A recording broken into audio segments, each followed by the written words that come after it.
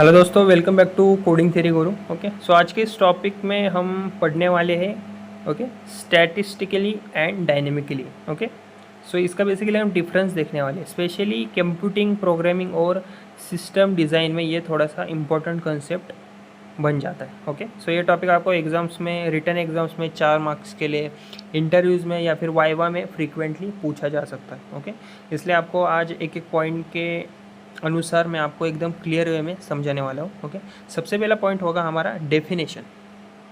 Okay, सी definition में देखें तो स्टैटिस्टिकली की डेफिनेशन क्या है? रेफर्स टू एनालाइजिंग और measuring something based on pre define और फिक्स डेटा। ओके, और डायनेमिकली की इंफॉर्मेशन क्या है? रेफर्स टू एनालाइजिंग और measuring something based on real time और चेंजिंग डेटा। सो स्टैटिस्टिकली की क्या होता है? ओके, स्टैटिस्टिकली क्या होता है? बेसिकली स्टैटिस्टिकली का मतलब है एनालिसिस या measurement based on pre define या फिक्स डेटा। मतलब कि पहले से पता हुआ या फिर हिस्टोरिकल डेटा का यूज़ करना। और डायनेमिकली क्या होता है? डायनेमिकली बेसिकली मतलब कि एनालिसिस या measurement based on real time या चेंजिंग डेटा। मतलब कि लाइक सिचुएशन के हिसाब से डेटा का यूज़ होता है इसमें एग्जीक्यूशन के टाइम पर।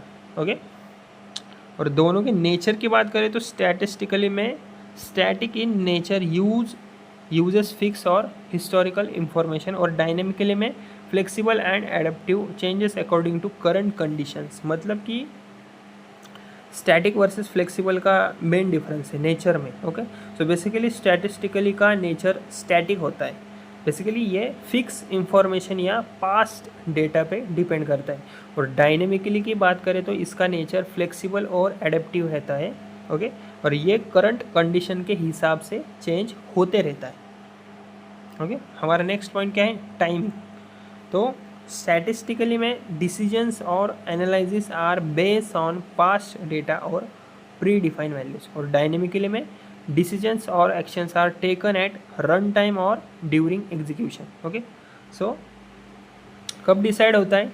तो स्टैटिस्टिकली में टाइमिंग डिसीजंस या एनालिसिस पहले से डिफाइन किए गए डेटा या हिस्टोरिकल वैल्यूज़ पे होते हैं। और डायनेमिकली की बात करें तो डिसीजंस या तो एक्शंस रन टाइम या एग्जीक्यूशन के टाइम पे क्रिएट हो जाते हैं। ओके, उसके बाद ये एग्जांपल्स इन कंप्यूटिंग। ओके, तो स्टैटिस्टिकली का एग्जांपल क्या है?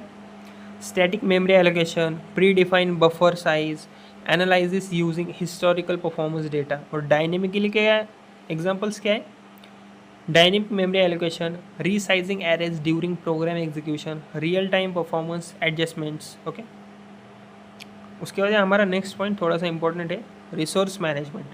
तो स्टैटिस्टिकली में resources are allocated based on pre estimated requirements, और डायनेमिकली में resources are allocated as needed during execution. तो बेसिकली स्टैटिस्टिकली में रिसोर्सेस एलोकेट होते हैं प्री एस्टिमेटेड रिक्वायरमेंट के हिसाब से, और डायनेमिकली में रिसोर्सेस एलोकेट होते हैं as needed during execution. Okay, तो अगर फ्लेक्सिबिलिटी की बात करें तो statistically less flexible, cannot adapt to sudden changes easily. और डायनेमिकली की बात करें तो highly flexible, adapts automatically to varying conditions. Okay, तो स्टैटिस्टिकली बेसिकली लेस फ्लेक्सिबल होता है, सडन चेंजेस को हैंडल करना इसमें थोड़ा सा मुश्किल बन जाता है। और डायनेमिकली की बात करें तो हाईली फ्लेक्सिबल होता है, ऑटोमेटिकली अडेप्ट करता है, वेरिंग कंडीशंस के हिसाब से चेंज भी होता है।